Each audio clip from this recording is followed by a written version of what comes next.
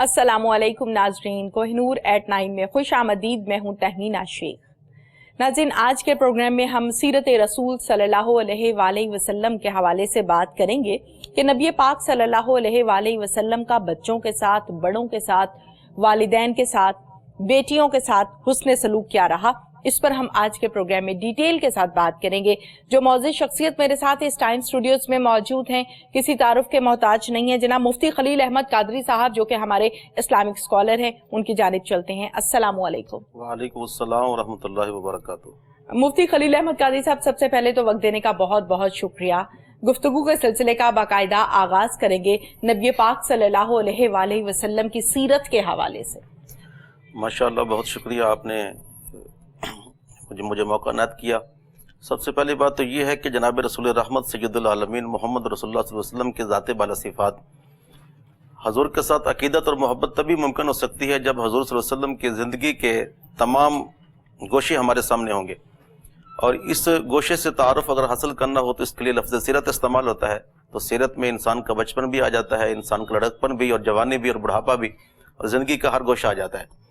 जनाब सय्यद आलम सल्लल्लाहु अलैहि वसल्लम की ज़िंदगी हमारे लिए एक बेहतरीन नमूना है। कुरान करीम फुरकान हमीद ने इस ज़िंदगी को इतने अच्छे अंदाज में सराहा कि अल्लाह पाक ने कुरान करीम फुरकान हमीद में फरमाया, नबी से फरमा दीजिए, लक़द लबिस्तुम फ़ीकुम उमरन अफ़ला ताक़िलून।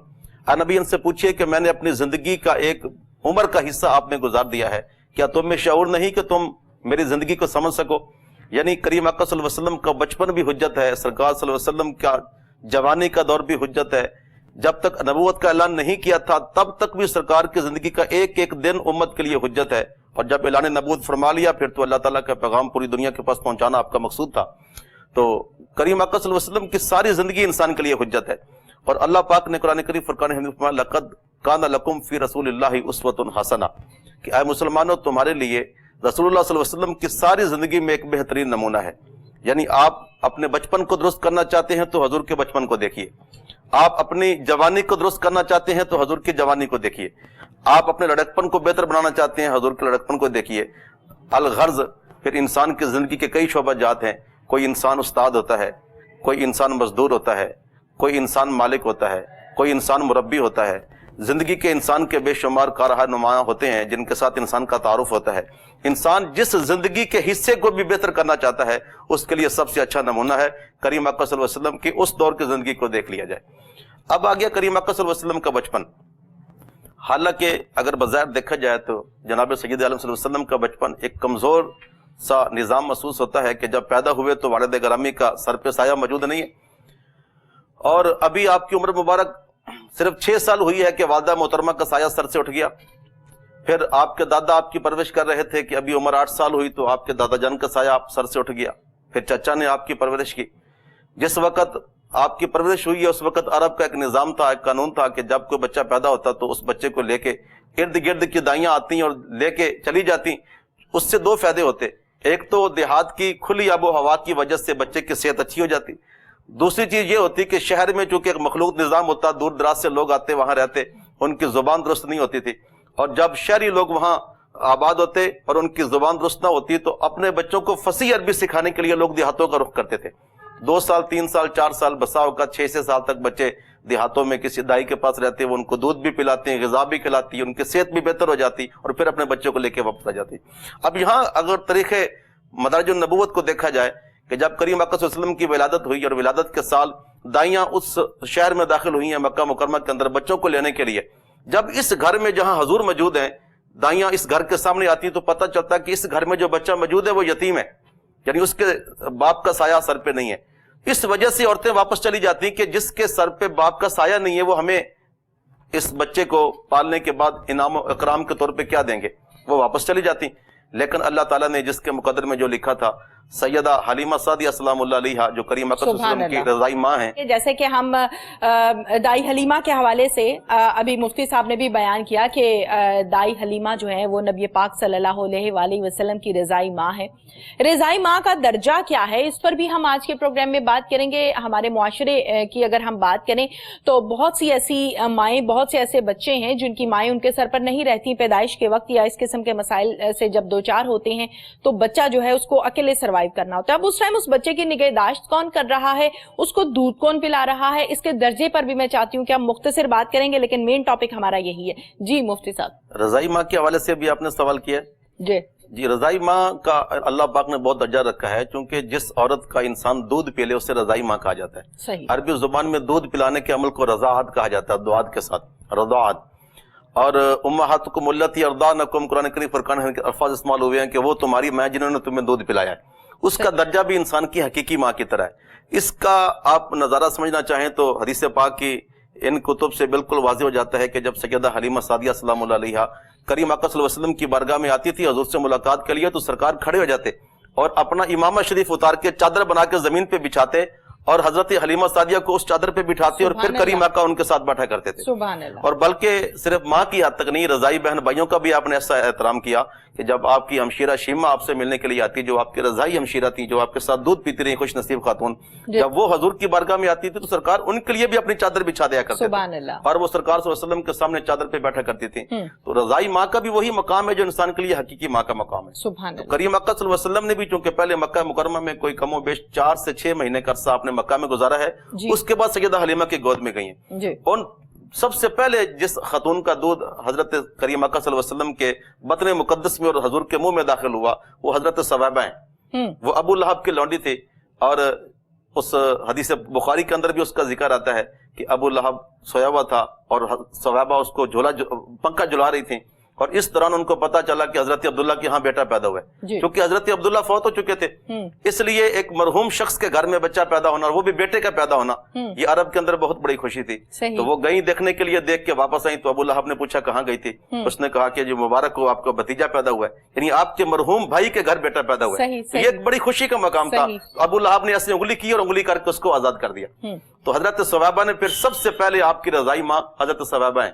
بعض کتابوں میں صوبیہ کا لفظ بھی آیا, لیکن بخاری میں ثویبہ لفظ ہے.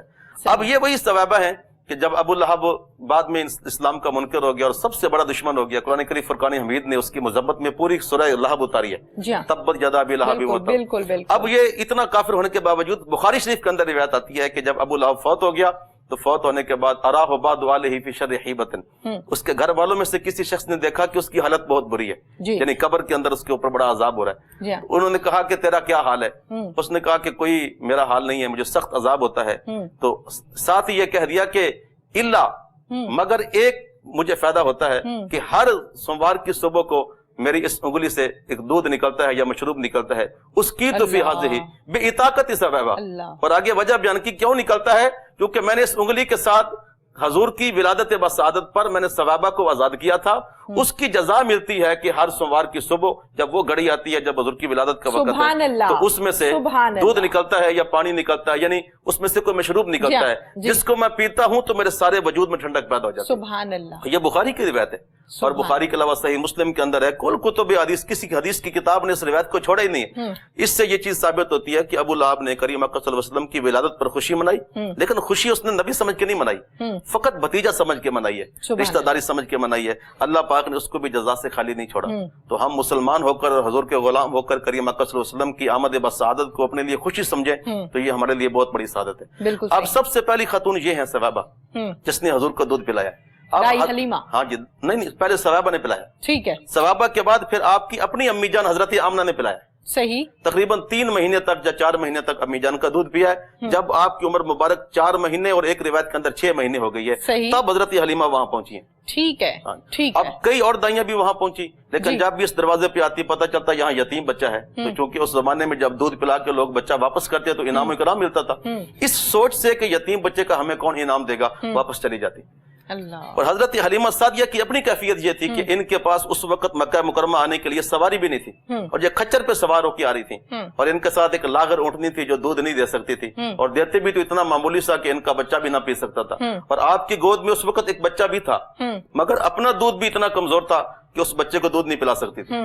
جب سارے مکے میں پھیل لیا تو لوگوں نے ان کو اس لیے بچہ نہ دیا کہ یہ کمزور خاتون ہیں, لاغر ہیں, انہوں نے ہمارے بچے کی کیا خدمت کرنی. تو آخر میں اس خاتون نے اپنے خامد سے کہا, حارث سے, کہ مجھے شرم آتی ہے خالی واپس جاتے، کیوں نہ ہو کہ وہ یتیم بچہ جس سے کوئی نہیں لے رہا اس کو ہم لے کے چلے جاتے ہیں۔ اللہ تو خامد مان گیا، لیکن جب کریم اکرم صلی اللہ علیہ وسلم کو آ کے لیا اور لے کے واپس جانے لگے تو جس اونٹنی میں طاقت نہیں تھی چلنے کی وہ سب سے آگے آگے جا رہی تھی، جو لاغر تھی، جس کے بارے میں کہا جاتا تھا کہ اس کا دودھ اتنا کم ہے، یہ کیسے اب کیونکہ آتے ہوئے کھچر پہ سوار ہو کے آئے ہیں کیونکہ اونٹنی میں طاقت نہیں تھی، اب جاتے ہوئے اسی اونٹنی پہ جا رہے ہیں جس میں طاقت نہیں تھی، بالکل صحیح، اور دودھ اتنا زیادہ تھا کہ سارے افراد آرام سے دودھ پی رہے تھے، اور آپ کی اپنی چھاتی مبارکہ میں اتنا دودھ آ گیا کہ آپ کے بیٹے نے بھی پی لیا اور میرے مصطفیٰ صلی اللہ علیہ وسلم نے بھی پی لیا۔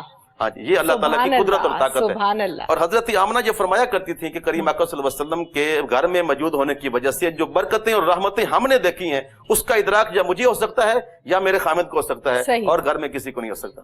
صحیح۔ اور جب کریم اکرم صلی اللہ علیہ وسلم کا دودھ کی رضاعت 2 سال مکمل ہو گئی، اب 2 سال کے بعد بچہ واپس کرنا تھا، تو مدارج النبوہ کے اندر لکھا ہے کہ حضرت خلیمہ سوچتی تھی کہ میں کون سا ایسا بہانہ کروں کہ جس کی وجہ سے یہ بچہ مجھے واپس نہ کرنا پڑ جائے، کچھ دیر میرے گھر میں اور رہ جائے، کیونکہ اس بچے کا میرے گھر میں رہنا میرے لیے مشقت نہیں تھا، سراسر اللہ کی رحمت تھی، اور ہر وقت اس کی وجہ سے میری بکریاں چرتی رہتی تو میری بکریوں کے پاس بھیڑیا تک نہ جاتے، کیونکہ سرکار وہاں موجود ہوتے تھے، اور حضور کے وجود بسعود پہ میں دیکھتی رہتی کہ جہاں حضور تشریف فرما ہوتے ہیں وہاں آپ کے سر پہ سایہ آ جاتا ہے، اس طرح کی رحمتیں آ جاتی ہیں، اور جہاں سرکار تشریف فرما ہوتے ہیں وہاں گھاس اگاتی ہے۔ اس طرح کی کتب سیرت میں باتیں لکھی ہوئی ہیں کہ ہم یہ اپنی آنکھوں کے ساتھ نظارہ کرتے تھے، اس لیے میں دل نہیں چاہ رہا تھا کہ واپس کروں، تو اتفاقاً اللہ کی طرف سے کرنی آ گئی کہ مکہ مکرمہ کے اندر قحط آ گیا، اور قحط کی وجہ سے مکہ مکرمہ کے باشندگان کے لیے تنگی ہو گئی، تو انہوں نے ہمیں کچھ دیر سرکار کو اپنے پاس رکھنے کا اور زیادہ موقع دے دیا، موقع مل گیا، جس طرح کریم اکرم صلی اللہ علیہ وسلم پھر کچھ دیر کے لیے میرے گھر کے اندر رہ گئے۔ صحیح۔ تو رضائی ماں 2 سال کے بعد، جی 2 سال کے بعد بھی پھر سرکار ان کے پاس کچھ دیر کے لیے رہے۔ صحیح صحیح۔ یہ بتائیے گا مفتی صاحب، جیسے کہ بیٹے اور بیٹیوں کے حوالے سے اللہ تعالیٰ کا ایک مخصوص حکم فرمایا گیا ہے دودھ پلانے کے لیے، تو ہماری تمام مائیں جو اس پروگرام کو دیکھ رہی ہیں، بتائیے بیٹے کے لیے کتنا حکم ہے اور بیٹی کے لیے کتنا حکم ہے؟ قرآن کریم فرقان حمید کے اندر بیٹے اور بیٹیاں دونوں کے لیے دودھ پلانے کی مدت ایک ہی ہے جی، اور وہ ہے 2 سال۔ ٹھیک ہے۔ اور زیادہ سے زیادہ کتنا پلانا چاہیے؟ امام ابو حنیفہ کے نزدیک ہے 2.5 سال، 30 مہینے۔ ٹھیک ہے جی۔ اچھا 30 مہینوں سے زیادہ نہیں پلانا چاہیے، ٹھیک ہے۔ 2 سال ان کو متداول طور پہ مسنون عمل ہے، قرآن کریم فرقان حمید کا حکم ہے کہ 2 سال تک پلانا چاہیے، ٹھیک ہے۔ اچھا یہ 2 سال مدت رضاعت ہے، اس کا مطلب یہ ہے کہ 2 سال کے اندر اندر اگر بچہ اپنی ماں کا دودھ پیے گا تو وہ اس کی غذائی ماں ٹھہرے گی، ٹھیک ہے۔ اور چونکہ 2.5 سال آخری حد ہے، 2.5 سال کے اندر اگر بچہ اپنی ماں کا دودھ پیتا ہے تو وہ اس کی ماں ٹھہرے گی۔ کسی بچے کی عمر 2.5 سال سے زیادہ ہے پھر وہ کسی عورت کا دودھ پیتا ہے تو اس کی رضائی ماں نہیں ٹھہرے گی، ٹھیک ہے۔ اچھا اس سے کوئی کم دودھ پلاتا ہے تو اگرچہ دودھ نہ پینے کی وجہ سے انسان کے جسم پہ کچھ اثرات کمزوری کے آ تو جاتے ہیں، لیکن اس کا مطلب یہ نہیں ہے کہ وہ گناہ کر رہے ہیں۔ اگر میاں بیوی دونوں آپس میں مشورہ کر کے دودھ چھڑانا چاہیں اس سے کم عمر میں چھڑا سکتے ہیں، لیکن قرآن کریم فرقان حمید کی کوئی بات بھی حکمت سے خالی نہیں ہوتی، لہذا کم از کم 2 سال لڑکی ہو یا لڑکا دونوں کو 2 سال دودھ پلانا چاہیے، صحیح۔ اسی سے ہم پھر باقی جو آج کل کے ہمارے جدید مسائل پیدا ہو رہے ہیں وقفے کے حوالے سے بچوں کے اندر جو ایک پیریڈ بڑھانا چاہیے، تو اس کی دلیل بھی یہی چیز ہے کہ اللہ پاک نے قرآن کریم فرقان حمید کے اندر جو 2 سال کی مدت رضاعت رکھی ہے، اس لیے رکھی ہے کہ اس کی حکمتوں میں سے ایک حکمت یہ ہے، ویسے تو بے شمار حکمتیں ہیں، ہم قرآن کریم فرقان حمید اور احادیث طیبات کی حکمتوں کا ادراک نہیں کر سکتے، لیکن بے شمار حکمتوں میں ایک حکمت یہ بھی ہے کہ ہر بچہ جو ہے وہ اچھے طریقے سے پرورش پالے، وہ بولنا بھی سیکھ لے، وہ چلنا بھی سیکھ لے، ماں کو بھی ریسٹ مل جائے، اور اس کے بعد دوسرا بچہ جب آئے تو یہ بچہ 2 سال سے آگے جا چکا ہو، لازماً اب 2 سال بچہ کو دودھ پلائے گے تو ظاہر بات ہے 2.5 سال پونے 3 سال کا وقفہ پیدا ہو جائے گا، ٹھیک ہے۔ لہٰذا یہ قرآن کریم فرقان حمید نے حولین کاملین کا ذکر کیا ہے کہ 2 سال تک وہ اپنے بچوں کو دودھ پلائیں۔ بالکل ٹھیک ہے۔ اچھا یہ بتائیے گا مفتی صاحب، نبی پاک صلی اللہ علیہ وآلہ وسلم بچوں کے ساتھ جو ان کا حسن سلوک تھا اس پر میں چاہتی ہوں کہ ہم ڈیٹیل کے ساتھ بات کریں۔ ہم سب بچپن سے یہ سنتے آ رہے ہیں اور یقیناً یہ بات درست ہے، 100% درست ہے کہ نبی پاک صلی اللہ علیہ وآلہ وسلم بچوں کے ساتھ بہت زیادہ محبت، پیار، احترام اور شفقت کے ساتھ پیش آتے تھے، جس کی بہت ساری مثالیں اور واقعات ہم بچپن سے سنتے بھی آ رہے ہیں۔ لیکن آج کے پروگرام میں اس بات کا ذکر کرنا اس لیے ضروری سمجھتی ہوں کہ ہم میں اور ہمارے معاشرے میں بہت سے لوگ ایسے ہیں جو بچوں کے ساتھ بڑا ناروا سلوک کرتے ہیں، ان میں ٹیچرز بھی ہیں، ان میں رشتہ دار ہیں، ان میں والدین ہیں، بہن بھائی ہیں، تو خصوصی طور پر یہ گفتگو جو ہے ایسے لوگوں کے لیے ہے۔ بچپن انسان کی عمر کا ایک ایسا حصہ ہے جس میں انسان جو ہے وہ سیکھنے کی پہلی منزل پہ ہوتا ہے، یوں سمجھے کہ وہ تربیت کے پہلے زینے پہ ہوتا ہے۔ اب اس عمر کے اندر اگر کسی کو انسان باغی کر دے گا تو ساری زندگی اس کے اندر بغاوت پیدا ہو جائے گی، اور اسی عمر کے اندر اگر انسان اس کو اپنی محبت میں फरो लेगा तो सारी जिंदगी मोहब्बत का रिश्ता बाकी रह जाएगा। सही। जनाब सैयदुल आलमीन मोहम्मद मुस्तफा सल्लल्लाहु अलैहि वसल्लम भी बच्चों के साथ बहुत प्यार करते थे जी। यहाँ तक कि हदीस पाक में आता है जब करीम अकरम सल्लल्लाहु अलैहि वसल्लम मस्जिद नबवी शरीफ में बैठ के भी कोई चीज बांटना चाहते तो सरकार बच्चों से आगाज क्या करते थे। सुभान अल्लाह। और सरकार ने फिर बेटों और बेटियों में फर्क इरशाद फरमाया कि जब किसी चीज को देने की बारी आए तो बेटी से आगाज करो, बेटी से आगाज करो, यानी बेटी को पहले दिया और उसके बाद सरकार ने बेटों को। अब ये बेशुमार हदीस तय्यबात में जब करीम अकरम सल्लल्लाहु अलैहि वसल्लम नमाज पढ़ाते थे तो हसनैन करीमैन आपके जिस्म मुकद्दस पे सवार हो जाते थे, वो आपके नवासे थे और वो आपके कांधों तक सवारी का बुखारी और मुस्लिम दोनों के अंदर रिवायत मौजूद है कि करीम अकरम सल्लल्लाहु अलैहि वसल्लम ने एक कांधे पे हजरत इमाम हसन मुजतबा को बिठाया हुआ है और एक पे हजरत इमाम हुसैन मुकर्रम को बिठाया हुआ है और इस कैफियत से जा रहे हैं कि सरकार के जुल्फे उनके हाथों में। तो हजरत उमर ने फरमाया, सही मुस्लिम की रिवायत है कि नेमल फरस तहतकुमा, कि आए जवानों, आए बच्चों, तुम्हारे नीचे सवारी कितनी खूबसूरत है। तो हजूर मुस्कुरा पड़े, फरमाया कि नेमल फारिसान, उमर सवारी अच्छी है तो सवार भी अच्छे हैं, सवार भी देखो। बिल्कुल सही। वो सवार भी अच्छी है। यानी सरकार ने वो बच्चों के साथ एक अंदाज। एक दफा करीम अकरम सल्लल्लाहु अलैहि वसल्लम बच्चों के साथ मोहब्बत कर रहे थे कि अकरा बिन हाबिस एक सरकार सल्लल्लाहु अलैहि वसल्लम का गुलाम था, यानी सहाबी था। जब वो आया उसने कहा, रसूलुल्लाह मेरे 11 बच्चे हैं लेकिन मैं किसी को अपने पास इस तरह नहीं बिठाता जिस तरह की आप बच्चों से प्यार करते हैं। तो हजूर ने फरमाया कि जिसके दिल से अल्लाह रहम निकाल ले मैं उसके दिल में रहम पैदा कैसे करूं। तो अब इस हदीस पाक का दूसरा रुख ये निकला कि बच्चों के साथ प्यार करना ये अल्लाह का अता करदा रहम है। बिल्कुल सही। अल्लाह ताला की ये हदीस हो गई, इसमें तो हदीस आ गई। फरमाया कि अगर तेरे दिल से अल्लाह ने रहम निकाल लिया है तो मैं कैसे रहम पैदा कर दूं। तो करीम अकरम सल्लल्लाहु अलैहि वसल्लम खुद बच्चों से प्यार करते थे। यानी वो तमाम लोग जो बच्चों के साथ रहम से, मोहब्बत से, प्यार से, शफकत से पेश नहीं आते, इसका मतलब ये है कि अल्लाह ताला ने उनके दिल से रहम निकाल लिया। अल्लाह ताला ने रहम निकाल लिया और अल्लाह ताला जिसके दिल से रहम निकाल लिया मैं उसके दिल में रहम कैसे पैदा करूं। अब ये रहम की अलामत है करीम अकरम सल्लल्लाहु अलैहि वसल्लम का चीज बढ़ते हुए बच्चों से शुरू करना। फिर करीम अकरम सल्लल्लाहु अलैहि वसल्लम जब कहीं से गुजरते थे बच्चे खड़े होते, सरकार बच्चों के अंदर खुद खड़े हो जाते, उनके अंदर बैठ जाते, उनके साथ खेल कूद शुरू फरमा देते, जो आपका एक अंदाज था। बच्चे जो कर रहे होते, कभी भागते, कभी बच्चों के साथ करीम अकरम सल्लल्लाहु अलैहि वसल्लम का दौड़ लगाना भी साबित है। सरकार ने फरमाया मेरे साथ दौड़ो।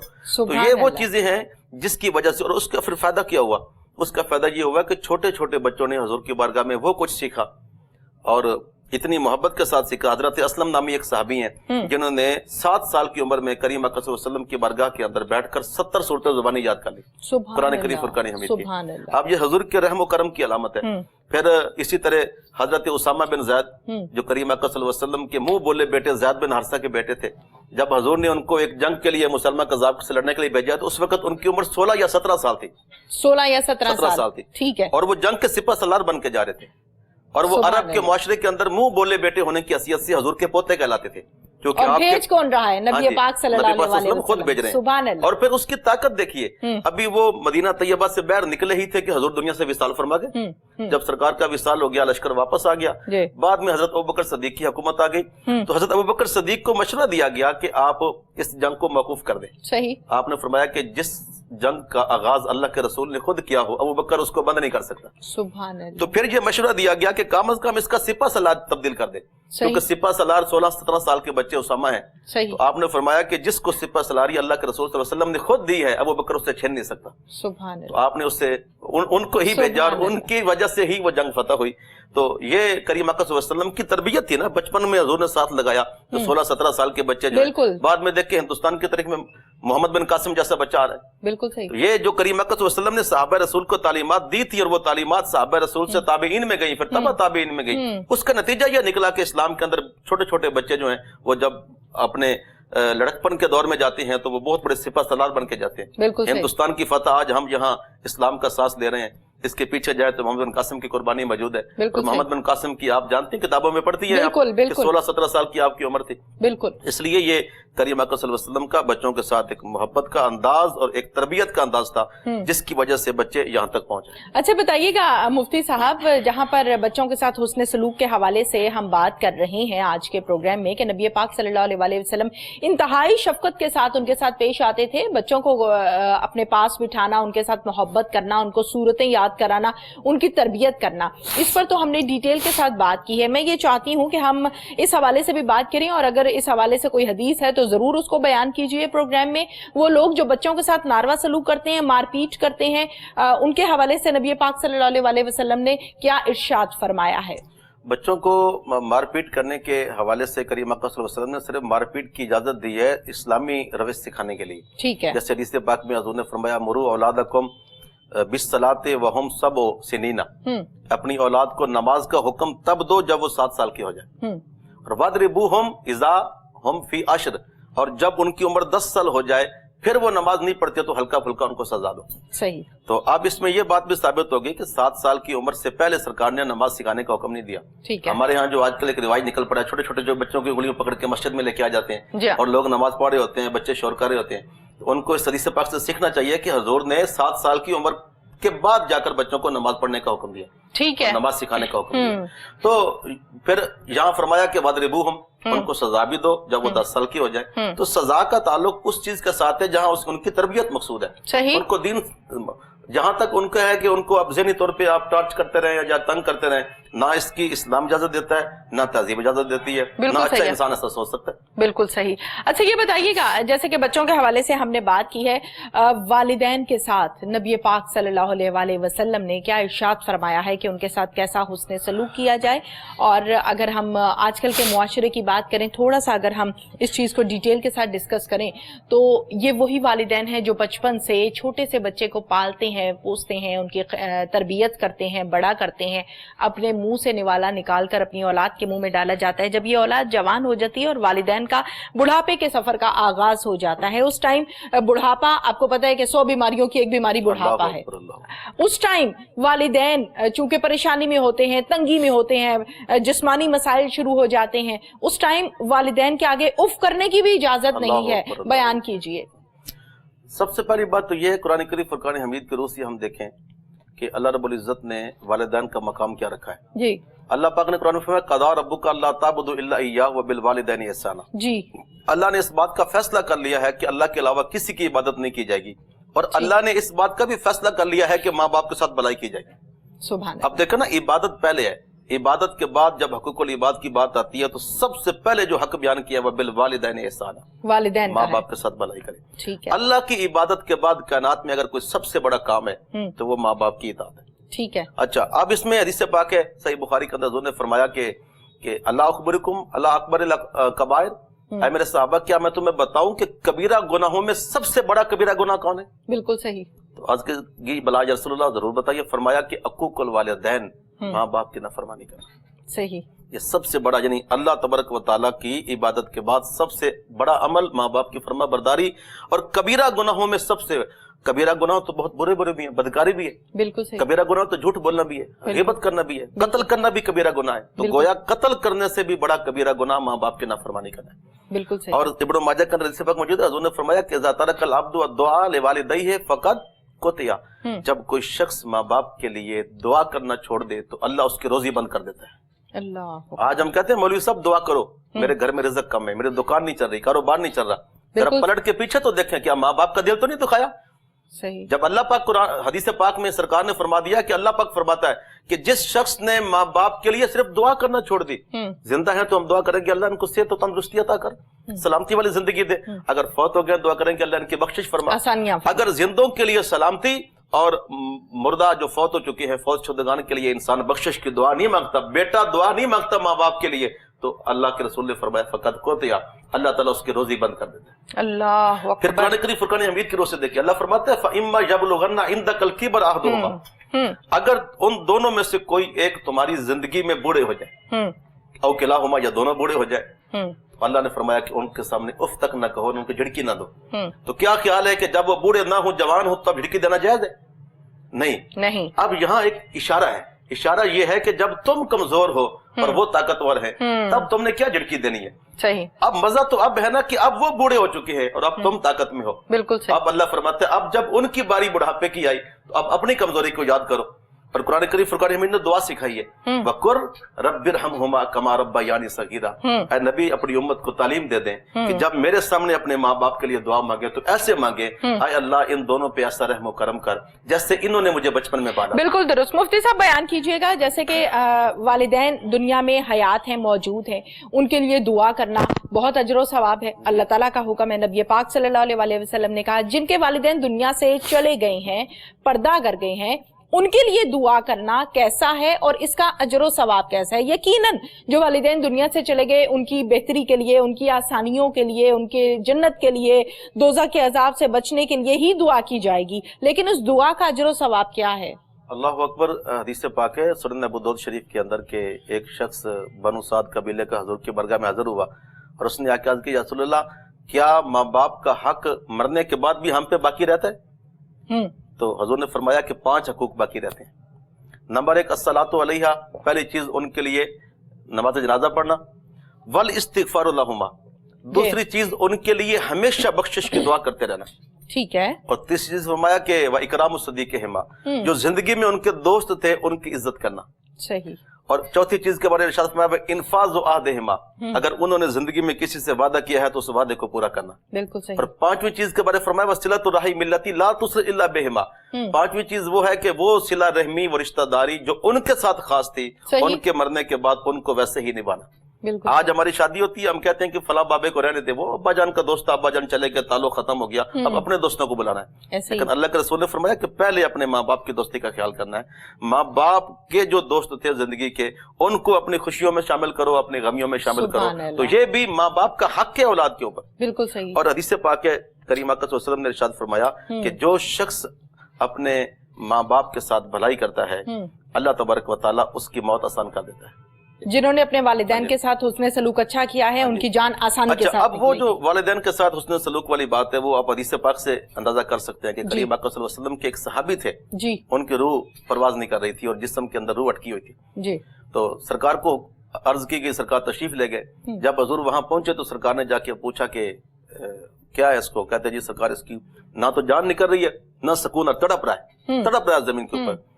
तो हजूर ने ऐसे गौर से देखा तो फरमाया कि इसकी माँ बाप में से कोई जिंदा है? तो अर्ज किया, इसकी माँ जिंदा है, इसकी माँ जिंदा है।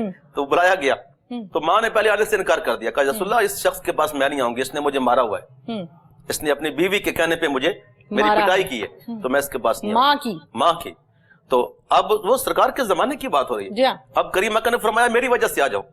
अब वो खतून आ गई। जब आ गई तो हुजूर ने फरमाया कि मेरे साहबी को माफ कर दो, मेरे साहबी की रूह नहीं परवाज कर रही। उसने कहा रसूलल्लाह, मैं इसको कभी माफ नहीं कर सकती, आप मुझे माफ कर दें, इसको माफ नहीं कर सकती। हजूर ने उससे बार बार कहा माफ कर दो, माफ कर दो, माफ कर दो, और वो माफ नहीं कर रही। अब अगला प्रश्न ये है कि करीम अक्का सल्लल्लाहु अलैहि वसल्लम ने आग के लिए लकड़ियां मंगवाई। जब लकड़ियां जमा हो गई, सरकार ने इसको आग लगा दो। अब वो माई साहबा कहती है कि आप क्या करेंगे? आपने फरमाया कि जब इसकी जान नहीं निकल रही तो मैं इसको आग में फेंकूंगा ताकि यह जल जाए। उसने कहा अल्लाह के नबी, ये तो मैं बर्दाश्त नहीं कर सकती। तो आपने फरमाया कि अगर फिर यहाँ नहीं माफ करोगी तो यहाँ नहीं तो आगे भी आग में जलेगा, लिहाजा इसको माफ कर दो। तो उस माई ने कहा अल्लाह के नबी, मैं इसको माफ करती हूँ। अब उसके मुंह से निकलने की देर थी, अल्लाह पाक ने उसकी रूह परवाज कर दी। अब ये दुनिया के अंदर एक नजारा दिखाया गया है कि इस तरह होता है। अब इसमें यहाँ भी अब बुखारी मुस्लिम की वो हदीस पाक भी हजूर से पूछा गया कि माँ बाप क्या है? सरकार ने फरमाया हुमा जन्नतों का व हुमा नारों का, वो तेरे लिए जन्नत भी है, तेरे लिए जहन्नम भी। सही। तो अब जन्नत और जहन्नम का फैसला हदीस पाक से पक्का हो जाता है कि जब उस हरसा नामी एक शख्स की जान नहीं निकल रही तो करीम आका सल्लल्लाहु अलैहि वसल्लम ने उनकी माँ से माफी मांगी, और जब माँ ने माफ की तो रूह परवाज कर गई। लेकिन सरकार ने बता दिया माफ नहीं करोगे तो आगे तो जहन्नम की आग है ना, इसलिए हम इसी आग में डाल देते हैं। तो खतून से देखा ना गया, माई साहबा ने अपने बच्चे को माफ कर दिया। तो इसमें कोई शक नहीं है कि इंसान जो अपने माँ बाप का इज्जत अदब नहीं करता, उसकी मौत में भी मुश्किल है, उसकी कब्र में भी मुश्किल है, उसके हशर में के अंदर भी मुश्किल है। और जो इज्जत करता है अल्लाह ताला उसकी मौत आसान फरमा देता है।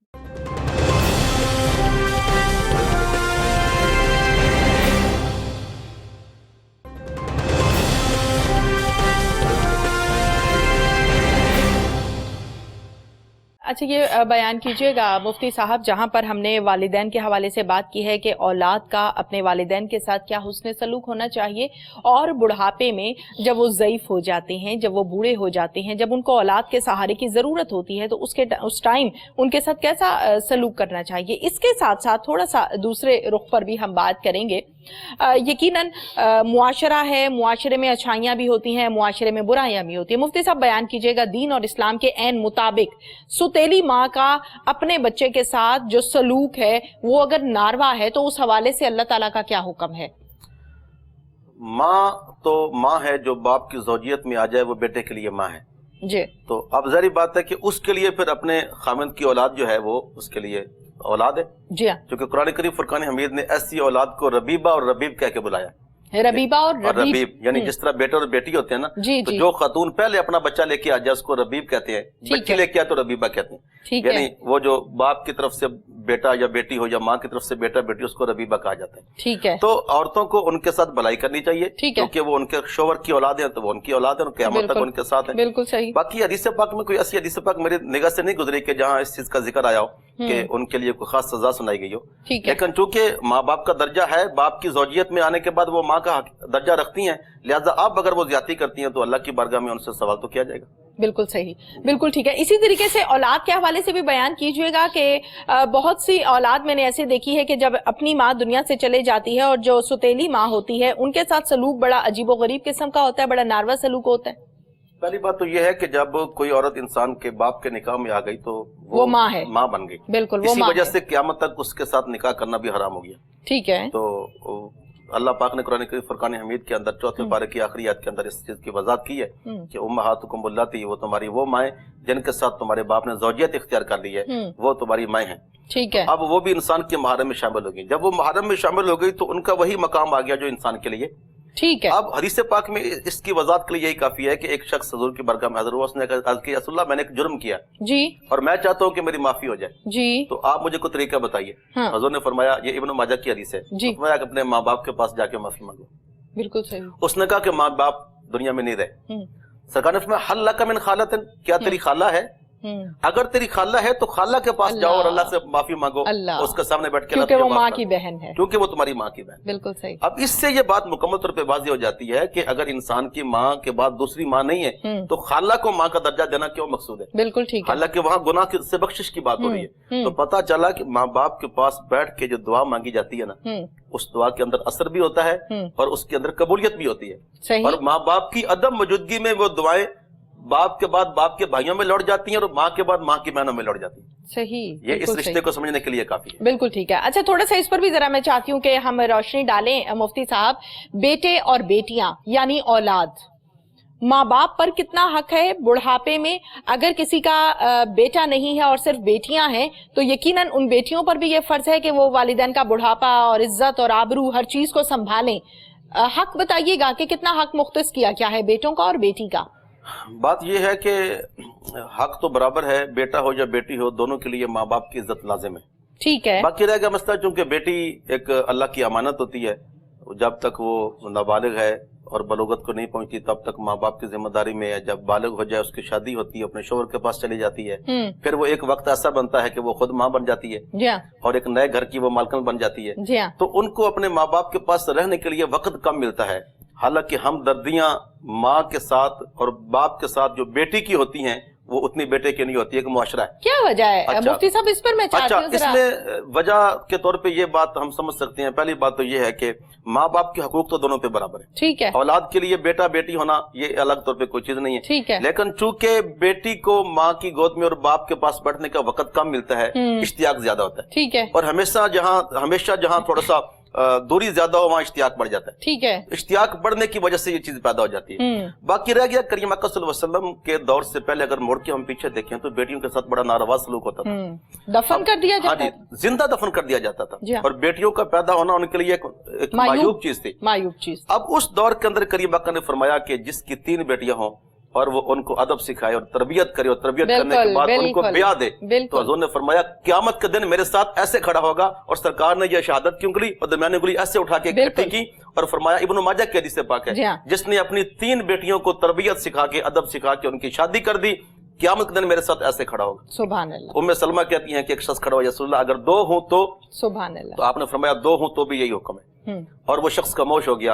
लेकिन उम्मे सलमा फरमाया करती थी कि अगर उस शख्स ने एक के बारे कहा होता तो सरकार एक के बारे भी यही इरशाद फरमाते। सुभान अल्लाह। तो ये उस मुआशरे के अंदर, जिस मुआशरे के अंदर बेटी का घर में जिंदा रहना भी मायूब था, उस मुआशरे में जन्नत की जमानत दी अल्लाह पाक ने तो बेटी के जरिए दी। सही। तो फरमाया जिसने 3 बेटियों या 2 बेटियों को अदब सिखाने के बाद उनकी शादी कर दी, कल क़यामत के दिन मेरे साथ वो खड़ा हो। और इसी हवाले से एक और हदीस भी बयान की गई है कि जिसने अपनी बेटियों की सही तरह से तरबियत की, जन्नत उस पर लाजिम है। ये हदीस पाक भी है कि जिसने अपनी बेटियों को अच्छा अदब सिखाया, बिल्कुल अच्छी तरबियत की, जन्नत उसके लिए लाजिम है। बिल्कुल ठीक है। अच्छा, ये बयान कीजिएगा वालिदैन के हवाले से, जैसे कि हमने बात की है, आप क्या समझते हैं कि मैं ये चाहती हूँ कि इस पर हम डिटेल के साथ बात करें। और आजकल बहुत से मामलात अगर हम नजर दौड़ाएं मुख्तलिफ किस्म की ब्रेकिंग न्यूज और खबरों पर, और वो खबरें जो गर्दिश कर रही हैं इस टाइम, जिसमें बहुत से घरों में तलाक सिर्फ और सिर्फ इस वजह से हो जाती है कि इस औरत में से औलाद नहीं हुई।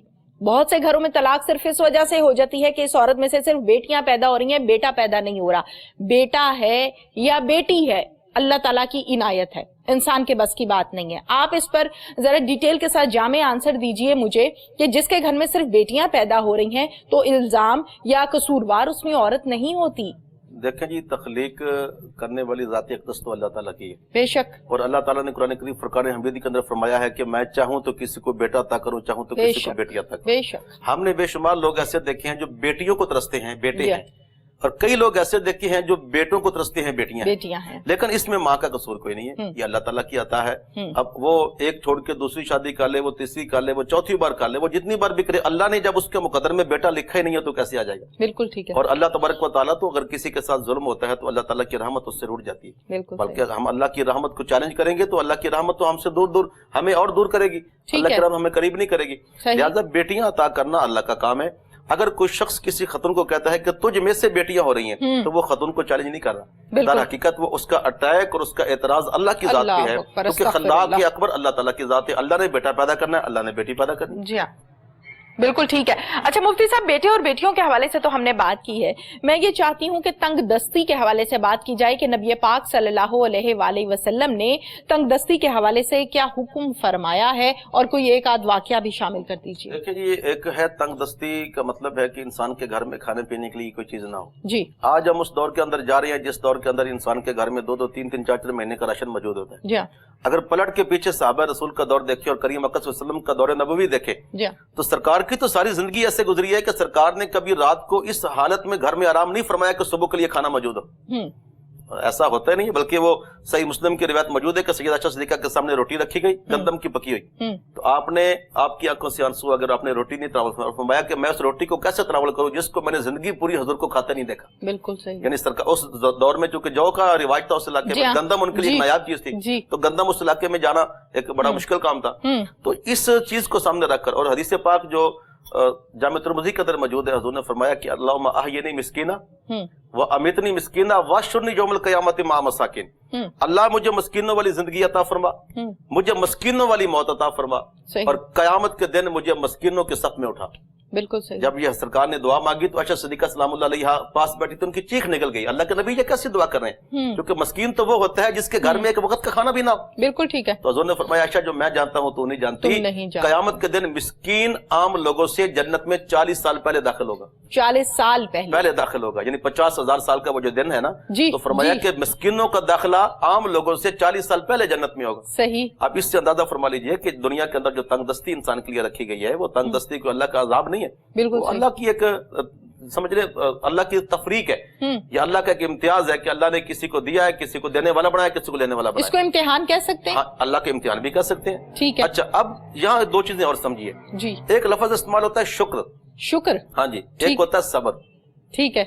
ये दोनों चीजें जब कोई नेमत मिल जाए, हाँ, तो उस वक्त हम जो खुशी का इज़हार करते हैं वो शुक्र है। सही। और अगर किसी चीज से महरूमी हो और इंसान उस वक्त शिकवा ना करे तो ये सब्र है। अच्छा, अगर इंसान की जुबान पे सब्र ना हो, यानी नेमत ना मिलने पर गिला और शिकवा आ जाए अल्लाह ताला का, तो सब्र का पैमाना टूट गया। सही। अब हम उसको साबिर नहीं कहेंगे। अब इस तंगदस्ती पर सवाब नहीं है। ठीक है। तंगदस्ती पर सवाब तब है जब अल्लाह ताला का शिकवा ना किया जाए, ठीक है, और अल्लाह की शिकायत ना की जाए। ठीक है। हजरत इमरान बिन हुसैन सरकार के एक सहाबी थे, हाँ, उनकी पुश्त मुबारक पे फोड़ा निकल आया, ठीक, और 40 साल आप लेटे रहे उस फोड़े की वजह से, और करवट तक नहीं बदल सकते थे। 40 साल गुजर गए। और जब भी आपकी औलाद आपके पास पूछती अब्बा जान क्या हाल है, तो कहते कि अल्लाह का शुक्र है। तो किसी ने कहा कैसा शुक्र है, 40 साल से आप पहलू नहीं बदल सके, और फरमाती है शुक्र है। आप मुस्कुराए, बेटा तुम मेरी इस तो तंगी को देख रहे हो, तुम ये नहीं देखते कि अल्लाह ताला के कितने कितने हजार फरिश्ते रोजाना मेरे हाथों का बोसा लेते हैं। सुभान अल्लाह। ठीक है जी, अल्लाह की तरफ से जजा आती है। तो जब इंसान की जुबान पे हरफ शिकायत आ गया तो तो सब्र ना रहा, खत्म हो गया। इसी तरह जब अल्लाह की नेमत मिल गई और नेमत मिलने के बाद अल्लाह की बारगाह में इंसान ने खुश होकर अल्लाह को अपना मोहसिन ना माना तो शुक्र ना रहा। बिल्कुल सही। लिहाजा ये दोनों चीजें इम्तिहान है, बिल्कुल दौलत का होना भी इम्तिहान है, दौलत का ना होना भी इम्तिहान है। ठीक है। और दोनों के लिए कामयाबी क्या है कि ना हो तो शिकवा ना करे, ठीक है, और हो तो शुक्र अल्लाह के करे, सामने खुश हो जाए और शुक्र अदा करे। तो ये दोनों चीजें इंसान के लिए तब इनाम बनती है, वगरना ना तंगदस्ती इंसान के लिए इनाम है और ना इंसान के लिए जो दौलत का होना इनाम है। मुफ्ती साहब, बीवियों के साथ हुस्न सलूक कैसा होना चाहिए?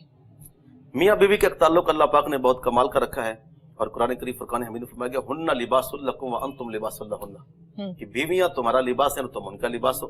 यानी वो तुम्हारे ऐबों के ऊपर पर्दा डालती हैं और तुम उनके ऐबों के ऊपर पर्दा डालते हो। सही है। अल्लाह पाक ने मियाँ बीवी के एक हकूक रखे हैं। खामिद को चाहिए कि बीवी की खिदमत करे और बीवी को चाहिए कि खामिद की खिदमत करे। सही। अच्छा, खामिद को चाहिए कि बीवी की हाजात का ख्याल रखे। ठीक है। खामिद की खिदमत यह है कि बीवी की हाजात का, उसके लिबास का, उसके खाने का, उसके सुकना, तीन चीजें होती हैं, लिबास, रिहाइश और सुकना, रिहाइश यानी, और उसके बाद मतलब इसी तरह बीवी की जिम्मेदारी है कि वो खामद के अखलाकी तौर पे सारे मामलात का ख्याल रखे। सही। हदीस पाक के अंदर आता है, सरकार ने फरमाया कि बीवी अपने खामद को खुश करके जन्नत हासिल कर सकती है। हदीस पाक का मफहूम है। सही। हजरत जुनैद बगदादी फरमाया करते थे, काश मैं औरत होता। तो पूछा गया क्यों? फरमाया कि जितनी जन्नत मैंने आसानी बीवी की खामद की खिदमत में देखी है, इतनी जन्नत की आसानी मैंने किसी अमल में नहीं देखी। ठीक है। यानी इतना आसान है कि बीवी अपने खामद की खिदमत करे और खिदमत करने के बाद जन्नत की हासिल करने वाली बन जाए। बिल्कुल। और खामद की जो जिम्मेदारी है, अगर वो बीवी को नाराज करता है इस हवाले से कि अच्छा लिबास नहीं लेके देता, अच्छा खाना नहीं देता, अच्छी मतलब रिहाइश नहीं देता और वो नाइंसाफी करता है। आप देखें कुरान करीम फुरकान हमीद के अंदर जब दूसरी और तीसरी शादी की बात की गई है, अल्लाह पाक ने फरमाया कि फन की हो निसा मसना व सुलासा व रुबा, जिन औरतों से तुम्हें पसंदीदगी हो उनसे निकाह करो, 2 से करो, 3 से करो, 4 से करो। आगे अगर तुम अदल नहीं कर सकते हो तो फवाहिदतन, फिर एक ही रखो। सही। तो अल्लाह पाक ने अदल की शर्त बीच में क्यों रखी है? ठीक है, ताकि किसी के साथ, अल्लाह की मखलूक में से किसी एक के साथ नाइंसाफी और ज्यादती ना हो। तो हम उस अदल वाली बात की तरफ गौर ही नहीं करते और दूसरी, तीसरी और चौथी और इस तरह के मामलात में हम आगे बढ़ने की कोशिश करते हैं, जबकि अल्लाह पाक ने फवाहिदतन की जो शर्त लगाई है, तीनों को कट करके आगे फरमाया अदल नहीं है तो फिर एक ही है। ठीक है। अब वो एक है तो क्यों है? इसलिए कि 3 चीजों का ख्याल किया जाए। नंबर 1 उसके लिबास का, नंबर 2 उसके खाने का, नंबर 3 उसकी रिहाइश का। बिल्कुल ठीक है। अच्छा, ये बयान कीजिएगा कि वो लोग जो अपनी बीवियों को मारते हैं, पीटते हैं या पूरे खानदान के सामने, फैमिली के सामने उनकी बेइज्जती करते हैं, इस हवाले से दीन ने क्या हुक्म दिया है?